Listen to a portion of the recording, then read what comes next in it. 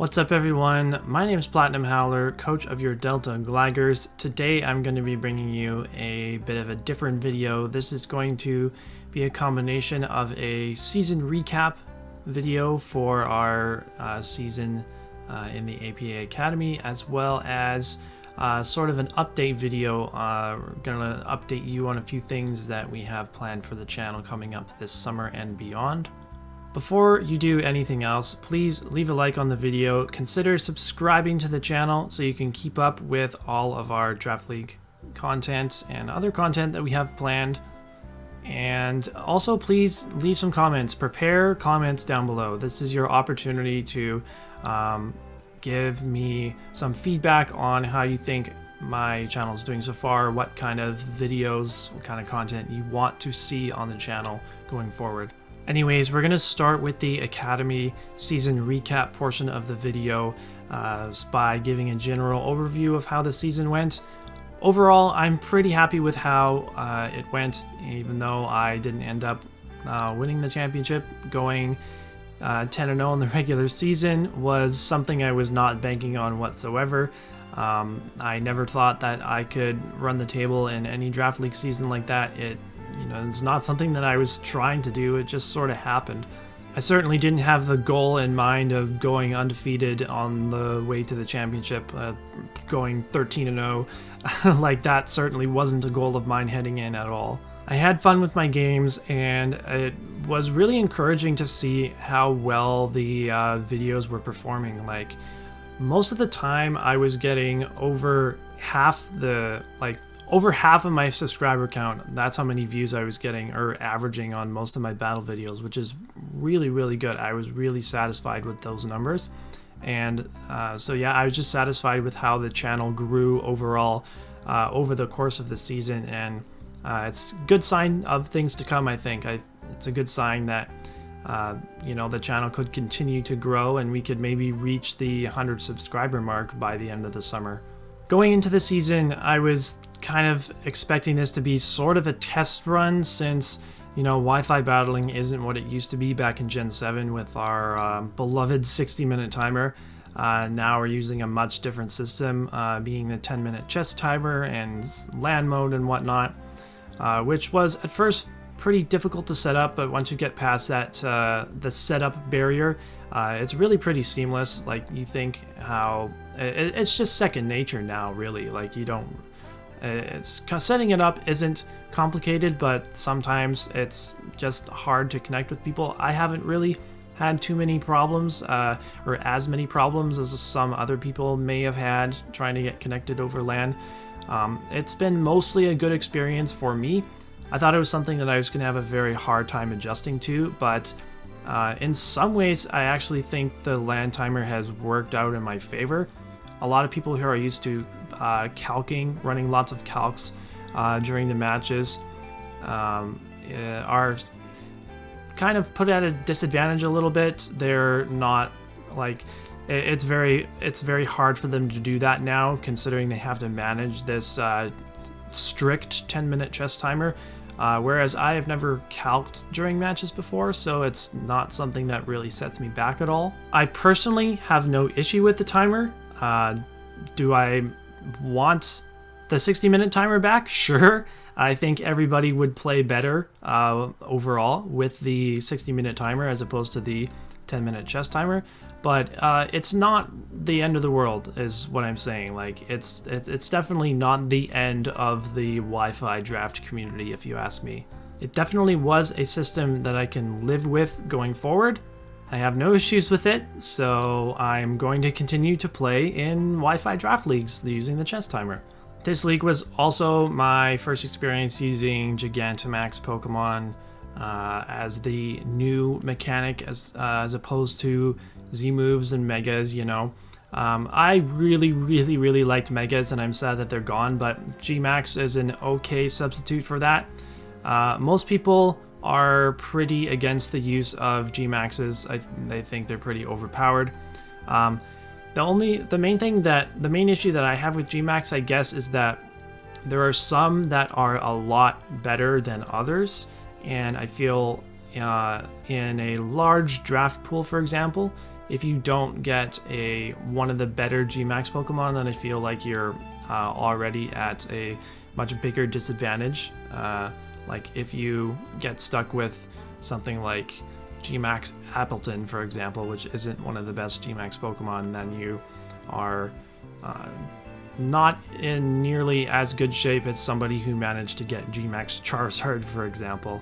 Whether they're allowed with items or without items, I don't really care too much either way. I'm fine. I'm fine with both rule sets. I think that the Gmax has become a lot more overpowered with the items, with items available to them. That's for sure. But like, I'm fine playing either format. I wouldn't say that I prefer one over the other. I think the Gmax Mons are probably more balanced if they're not allowed to use items, but then that allows like less room for creativity and team building. So if you're allowed to bring Gmax Pokemon with items, then I feel like that's just in some ways more fun. Maybe not more balanced, but more fun. So yeah, overall APA Academy first season as a part of the APA, affiliated with the APA community. It was a positive experience overall. I do want to talk about the semifinals match where I lost and was eliminated from the season. The way that went about, it kind of left a little bit of a sour taste in my mouth. Not because I lost and not because I played poorly, but because going into the game, I knew that I had prepared a team that was not very good, not a team that I was confident in whatsoever. Basically, I didn't think that team had a chance to win at all. Like, I basically knew what the outcome was going to be. It's a terrible attitude to have going into a playoff game. I think I psyched myself out a little bit. I let the poor matchup, in my opinion, it was a poor matchup, get into my head a little bit, and I guess I settled on bringing some sets that I wasn't comfortable with, that I didn't think were the best sets to bring, and I kind of left some other set ideas that I thought might have been a better fit. I left those on the table. I feel like I like to explain it in a way that in like baseball terms. Okay, let's compare it to baseball terms, where I always tell my kids that I coach that if you're up to bat with runners in scoring position, then there's no way that I want you watching a third strike go by and not swinging at it, So I feel like that was like the semifinals of this game, of this league, was kind of a similar situation. Like, you're so close to the end, so close to bringing a run home or whatever, and you get a pitch right down the middle and you watch it go by, and you don't go down swinging. That's kind of how I felt. I felt like I didn't go down swinging. I didn't give it my all when I could have. I don't know. It's just, yeah. It just brings up, I talked about it with my front office, and I let them know kind of how I felt and how we should, or what kind of lesson I can learn from how that game went. That I should trust my gut more, make sure that I bring sets that I'm comfortable with, even though, I'm dragging this on a little too long. In short, I just want to be able to learn from my mistakes, learn from that game, move forward, and try to carry it into a more positive playoff run. Hopefully we can avenge that playoff loss, turn it into an IBL championship, second in a row. That would be pretty awesome. So yeah. Briefly, I want to go over every individual Mon on my roster, how they performed, how I enjoyed using them, that type of thing. Necrozma was my first round pick, third overall pick. Came to all 12 games, 10 regular season games plus 2 playoff games. Came to all 12 games, got 10 kills, didn't die a single time until week 8. And then it actually died the last 3 weeks in a row. It died week 10, first round of playoffs, and the semifinals game. So it ended with a total of 10 kills and 4 deaths.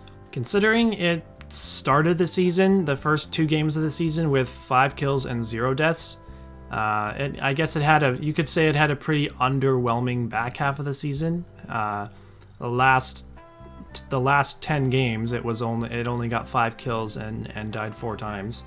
Honestly though, like, I brought Necrozma as a win condition so many times that just sat in the back in certain games. Like, I didn't need to bring it out. Like, the rest of my team was taking care of the opposition decently enough to where I didn't need to use Necrozma. I feel like for that reason, I didn't get to show Necrozma's full potential on this team, and I definitely would draft it again with a much different team composition to try and show it off a little bit more. I think that if you have Necrozma on your team, you probably should get a lot more than 10 kills with it. As soon as I got Necrozma, I knew that I wanted to draft Sun, because I've always had this idea of, oh, Necrozma and Sun can recover 67% of its health with Morning Sun, and not once this season did that ever happen. I never had Necrozma in with Sun and clicked Morning Sun to recover an absurd amount of HP. It just didn't work out that way.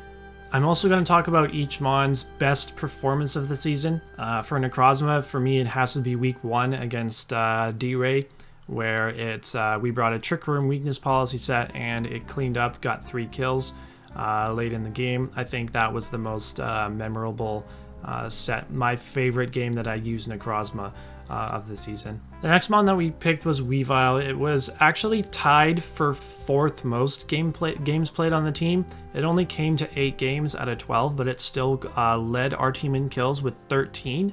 And it also died fewer times than Necrozma did when all was said and done. It only died 3 times. I think Weavile is a very valuable Mon to have on your Draft League roster this generation.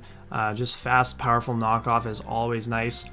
My previous experience using Weavile in Gen 7, I used it in an open Z-Move league, which didn't really work out too much for me. It didn't do much except for one game where I got a 5-0 sweep. But other than that, my opponents always really prepped heavily for it by either having Colbur Berries or running a Z Crystal on a Mon, on like a bulky water type Mon, for example, like running a Z Crystal on a Primarina, for example, that resists its dual stabs and doesn't take full damage from knockoff. Now with this generation, there's no Megas, there's no Z moves, so knockoff is basically always going to be at full power and doing a lot of damage to whatever wants to switch in. Standout performances have to be week 3 against Vepsis, where it came in in the late game and just clicked buttons and swept the remaining 4 Mons on his team.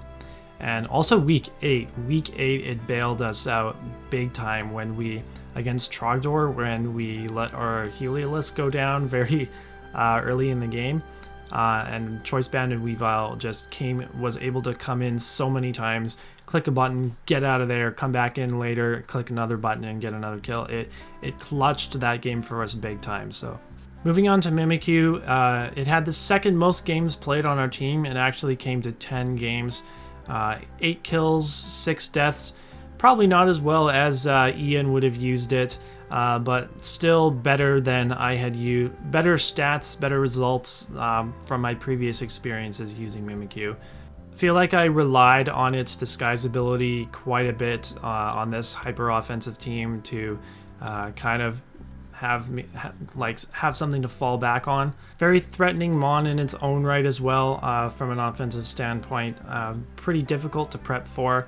I would definitely draft it again, and I was glad to have it on the team this season. Standout performances definitely have to be week 5 against Flame, where it came in and got the last 3 kills of the game. That was the main win condition for that week.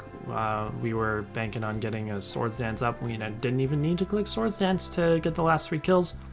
And then week 6 also was a highlight for me when I Used it early game to get a choice banded woodhammer kill on Slagout's Primarina. That was a good time. I liked that. That's a good memory. Copperajah only came to 4 games this season, one of which was the Mimi battle against Gray. Only 2 kills and died in all 4 games that it came to. Honestly, wasn't the best fit for this team in my opinion. I just drafted it as a steel type because usually you want to have a steel type on your draft. I also really like just Copperajah's design. That was one of the main things that attracted me to it as well. It did work in the week 5 game against Flame, like an amazing amount of work, but every other time it came, it didn't really help me out too much. You know, my team was so hyper offensive that Copperajah being as slow as it is, I already have Torkoal, my Sunsetter, being a really slow mon that I was bringing most weeks, so I feel like that's the main reason why Copperajah didn't really fit. But I would definitely be willing to give it another chance on a different type of team build. I thought that I might be able to work a Trick Room element into the team, but it just never worked out. Like, I had 3 Trick Room setters, but I never used the team in that way. If there's one thing maybe I regret about the season, it's not bringing a more dedicated Trick Room team one of these weeks. I mean, I brought that Trick Room to Necrozma Sweeper, but the team wasn't really meant to work in Trick Room. I guess maybe a little bit because I did have a max special attack Torkoal, but I never planned to use Copperajah in Trick Room is what I would say. If I had drafted a team that was more inducive to play Trick Room with, then Copperajah, I would definitely like to give it another chance. Heliolisk. Oh man. Heliolisk definitely had to be the most disappointing mon this season. Came to 6 out of the 12 games. Only 2 kills as well. Same stats as Copperajah, 2 kills and 4 deaths. Really not good stats for a mon that I drafted in the 3rd round. On the way back, like, I drafted Weavile's 2nd round, and in that slot, I could have still drafted Zeraora. I could have had Necrozma Zeraora, and I probably would have ended up with a much better draft overall than I did. But I was just so fixated on drafting Sun, so I let Zeraora go.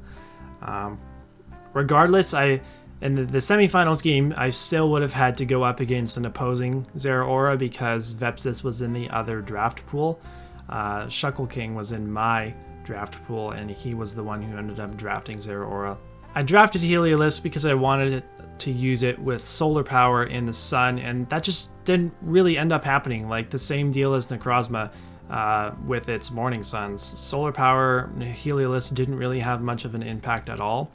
Like, I remember I got a solar power boosted Dark Pulse off against Gmax Gengar week 3, but that was really about it. Like, yeah, it just didn't really work for me. Like, I drafted a Sun team and didn't really take the greatest advantage of the mons that I drafted around Sun, such as Heliolisk. Yeah, if I could have done the draft over, like something like a Lantern, a bulkier electric type pivot, might have been better for this team. Just Heliolisk is just so not bulky, so it can't really switch in on much. It was also one of my only sources of momentum on this team. Like, in my original draft, I'm pretty sure I just had Heliolisk as a pivot. Togetic as well could use Baton Pass, but I was never bringing Togetic. Like, that mon is just straight garbage. That's why I got rid of it. Honestly, my transactions were, I think, good transactions because they gave me more sources of bulk and momentum, the 2 main things that my team were lacking. But Heliolisk, no bulk. It did have momentum. It couldn't switch into anything, though. That's the problem. So, yeah. I'm not sure if I would draft Heliolisk again, to be honest. I think it could probably be better on a rain team. I don't know.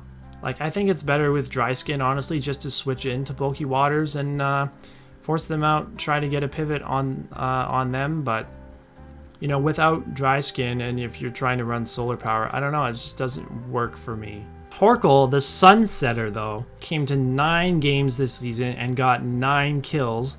Died 8 times. It died in every game that it came to except for one. But I had a lot more fun using Torkoal than I expected. It put in way more work than I expected, that's for sure.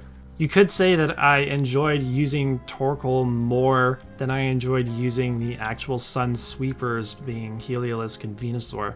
Torkoal got more kills on its own than Heliolisk and Venusaur did combined. That's pretty crazy. A lot of the time, I just felt like my opponents didn't really bring too much to deal big damage to Torkoal, and in general, Torkoal actually is a pretty difficult mon to one-hit KO. Not the bulkiest on the special side, but there aren't a lot of ground type or rock type special moves that you're going up against. Its physical defense is so massive that it can still take super effective earthquakes or stone edges. And because it's a sun, it also doesn't take as much damage from water type attacks as normal. So pretty difficult mon to play around, honestly. I would definitely draft Torkoal again, although I don't think I would draft it if I'm not like drafting a sun team. Like I would draft it again and then try to draft a better sun team than what I actually ended up with this season. Standout performances for me, week 4 was really fun using Torkoal because I brought it as max HP, max Spadef Assault Vest, which was really fun because it was able to wall things that it wouldn't usually wall, and got a couple kills in that game. I think maybe just one, I'm not too sure.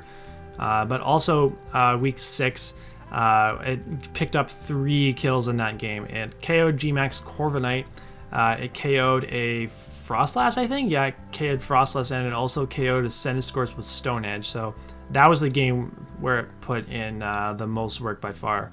Venusaur, when I saw this mon and what it could do in Generation 8, I thought that I had really high expectations for it.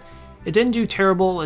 I only ended up bringing it to 6 games, and it got 5 kills, died 4 times. It was fun when I did use it, but I guess I just preferred some of the other mons on my team more so than Venusaur a lot of the time. Like, I preferred bringing Mimikyu a lot, I guess.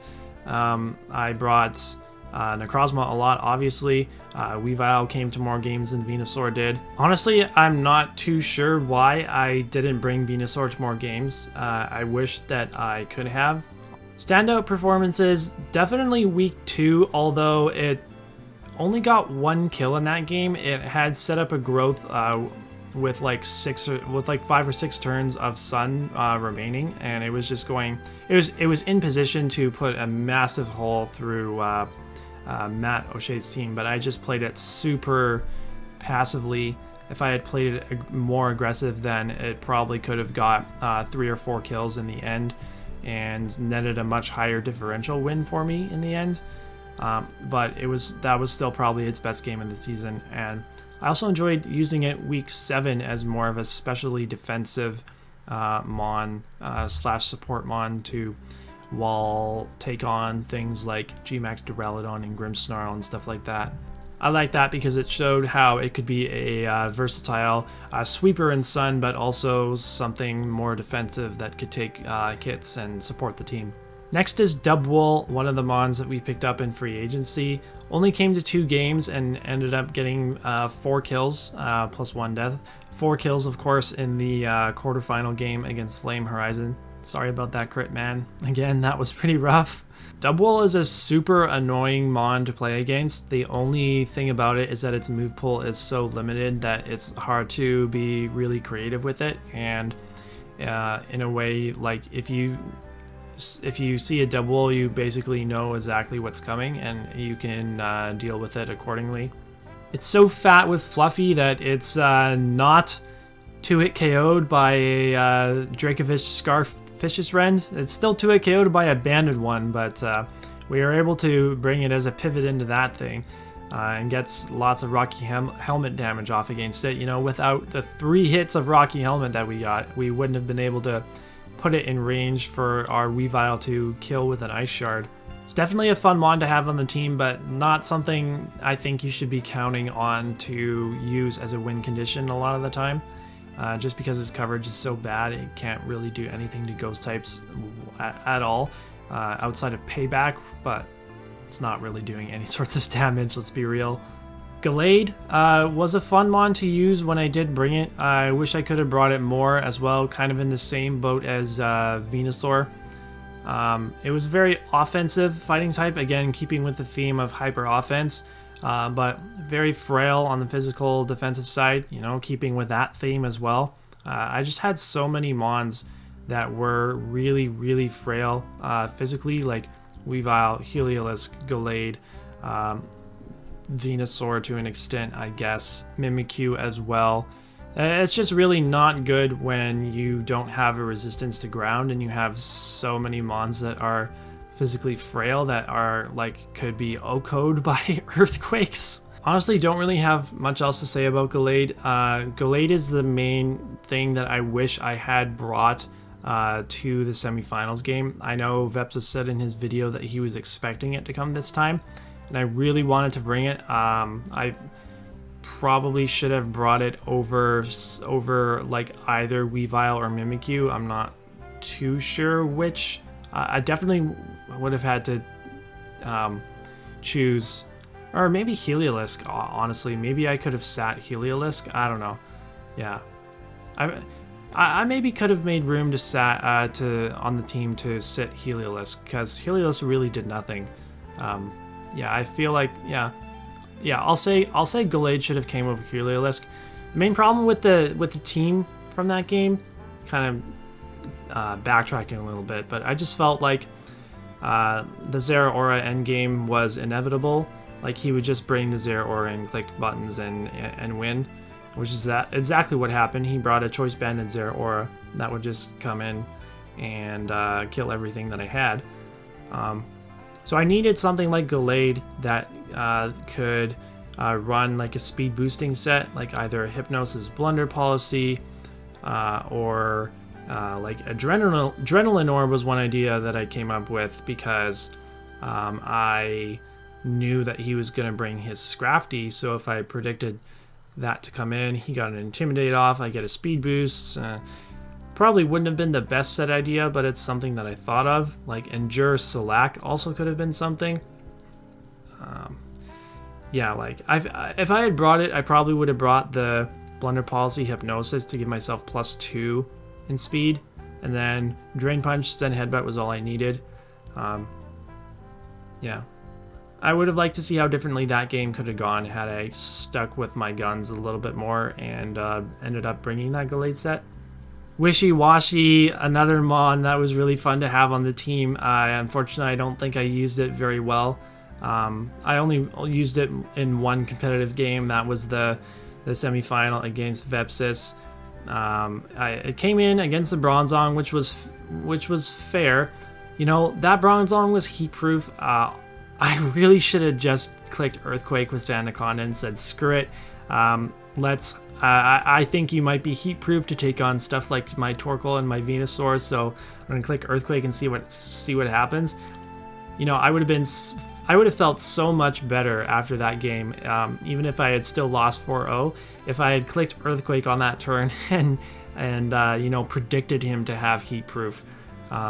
Anyways, I should leave that for when we talk about Conda last, but yeah, like Washy, I don't think it's a bad Pokemon. You need to play it really well. Like if I had clicked U-turn on the turn that he switched out the Bronzong into Hydreigon, I would have been in so much better position. I wouldn't have taken extra toxic damage, and the Scrafty's knockoff when I switched Washy in the second time wouldn't have brought me below 50%. I would have still had my schooling form. I would have still been able to get off a rest and keep it healthy to use against his team for longer turns in the game. So yeah, I really didn't play it very well when I brought it, but probably I don't see myself using Washy again unless it's in a really low tier format. Like this was just a very bad situation where I think I was forced to make a move for something like Wishy-Washy, which is not something you really plan on drafting, but out of tier 5. But you know, it was fun to have on the team. I also really like the nickname that I used for it that game. So yeah. And then we have our Gmax Sandaconda as the last one to talk about here. Came to 8 games this season, was second on our team in kills with 11. You know, 8 games out of 12. It's funny because I brought Sandaconda to every single game that I didn't have to go up against Corviknight. Corviknight was, I had to play either Corviknight or Gmax Corviknight 4 times. All 4 times I said, okay, Sandaconda, I'm not going to bring you this time just because I feel like you match up that poorly against Corviknight. Outside of facing that mon, I feel like Sandaconda is a pretty underrated Gmax, honestly. Its Gmax move is really good, being able to trap the opponent in. Make sure that, like, gives you the peace of mind that you know you're going to get rid of something as soon as you get the Sand Blast off against a certain mon. And it's also really interesting and good to note how the trapping mechanics work. Like, you can switch out the Sandaconda in Wi-Fi, and the target will still be affected by Sand Tomb. It still won't be able to switch out, so you can even keep your Sandaconda healthier later in the game and whatnot. So I enjoyed using it. Maybe a little bit one-dimensional. Like, there's not too much variety in moves that you're gonna run on it, but still a good budget Gmax pick for sure. So that's it for the recap portion. Now I'm gonna move on to the more of the update portion of this video, and we'll try to blow through that because honestly this video has been going on for a lot longer than I expected it to. First thing is that if you didn't know, I was featured on Matt OShea's channel yesterday. He put up a video on how to use Gmax Duraludon, part of his series where he goes over every single Gmax Pokemon, how to use all of them. So Gmax Duraludon was episode 4 out of like 30 or something. It's going to be a long series, so you should definitely go check that video out. Show Matt some support, my fellow Canadian PokeTuber.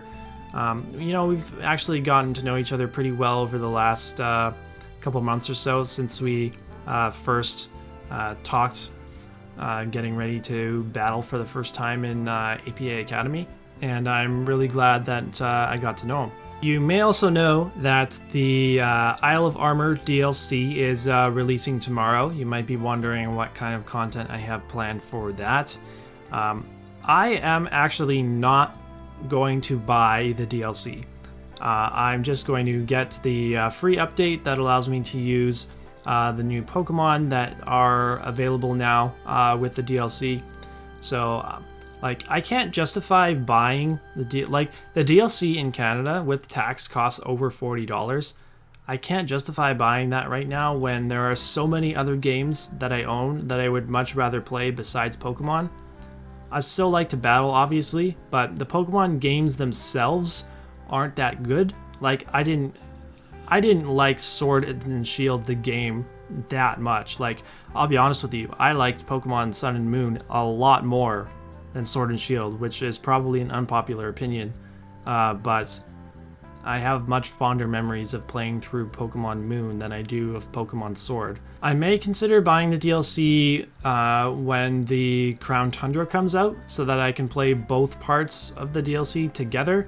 And the Crown Tundra is the more appealing of the 2 parts to me anyway, because it sounds like it's more geared towards exploration, which is like, you could say it's what I enjoy most in video games, is being able to explore an open world and discover what secrets it may be hiding and stuff. So for now I won't be buying it, but I will definitely be watching and supporting the other content creators that do buy it and do make content for it. Once the dust settles with the Isle of Armor, we will have 2 new Wi-Fi leagues starting up. Well, technically 1 new one and 1 returning one. And So like one of the Wi-Fi leagues, I can't say too much about it right now. I will say though that it is a league that has been featured on the channel before. Whatever you make of that.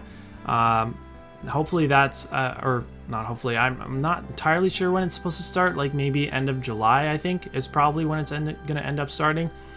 And then also, the IBL Season 8 is going to have a super short off-season and aim to start up again near the end of August. So come like August, September, we will have a pretty full slate of leagues. We're also doing Season 7 of the NCL, which is a Showdown League. I've been debating if I should dabble in more Showdown Leagues, you know, just because more leagues ends up, like, it results in more content for the channel, basically. But I don't want to overcommit myself. I think if I join too many leagues, then I will end up being too busy and become and start to hate Pokemon, basically. If I'm doing it like all day every day, I don't want to be forced into doing that. I think 2 Wi-Fi leagues and 1 Showdown League going on at one time is probably enough for me. And the Showdown leagues, the Showdown content, I definitely want to improve quite a bit. I feel like when I was recording videos for NCL Season 6, I was just sort of doing them for the sake of putting out an extra video and not making the best content that I actually could have. I want to focus more on the Showdown content being more educational as opposed to entertaining. So like you have the Wi-Fi battles give more entertainment factor. They have more of an entertainment factor. Showdown battles, I can use that as an opportunity to use some Pokemon that I wouldn't be able to use in Wi-Fi. So I'll be sure that my first draft pick in the NCL will be something that I wouldn't be able to use on Wi-Fi. That's a priority of mine, and I'll try to make the Showdown content more educational in the sense that I'll try to be more thorough in my explanation of like team building and well, maybe not necessarily team building, but I think more thorough in my explanation of the plays that I make when I post-com the battles, and not kind of like blow through the battles and blow through the commentary just to, you know, get a video up for the sake of getting it up, you know? So yeah, we're definitely still gonna have more Draft League content coming up. The new one that I haven't revealed, I will say also, there is no Gigantamax Gigantamax or Dynamax allowed in that league, which is something I'm looking forward to, because it'll be sort of a change of pace, because both the IBL and APA Academy that I've played in so far, they both allowed Gigantamax, whereas this upcoming league won't. So it'll kind of be a nice, you know, refreshing rule set to play with. And then I'm not sure if the next season of the IBL is going to have Gigantamax or not. Either way, I think I'll be fine. And we still have playoffs coming up for IBL as well. Week 11 is which is the final week of the regular season. That's going to go up next Sunday. Then we will have a bye week the following week before round 1 of the playoffs go up. And hopefully we can make it all the way back to the finals again and take home our second straight IBL championship. So definitely subscribe to the channel and support us on our IBL playoff run.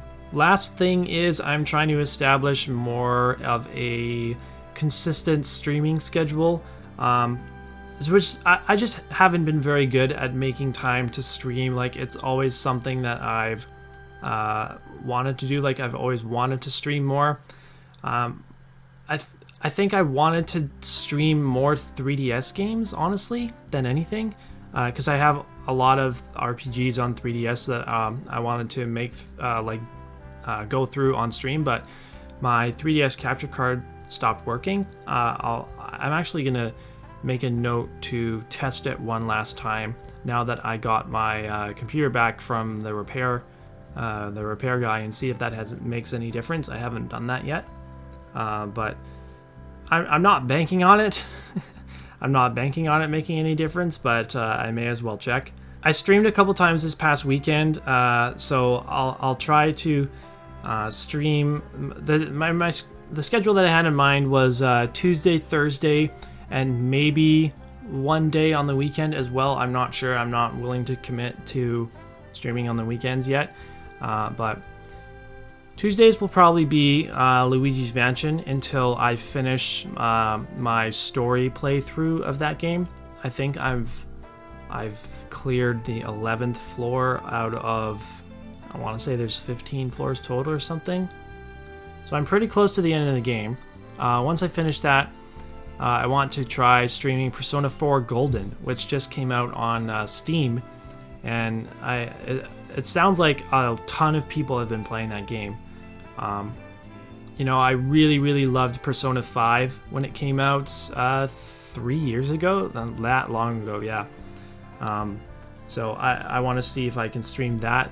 That's going to be my next streamed game after I finish with Luigi's Mansion. I'll probably still stream Pokemon a little bit as well. So right now we're probably looking at Tuesday Luigi's Mansion, Thursday Pokemon, and only one Pokemon stream per week. That's definitely what's going to happen. Like, if I'm streaming on the weekends, it's more than likely going to be something other than Pokemon. Like maybe Luigi's Mansion, maybe Mario Odyssey, something like that. Yeah.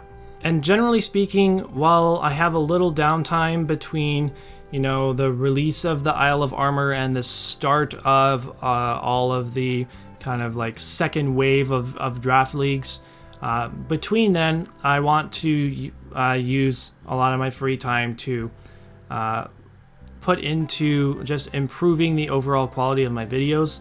I know I haven't used Facecam a lot. Obviously, I've used it for the entirety of this video, but I want to like let me know, you guys, please let me know in the comments below if you would like to see me use Facecam more often in videos in general. Like, I'll try to incorporate it into my Wi-Fi battles layout. I don't think I would incorporate it into my Showdown stuff.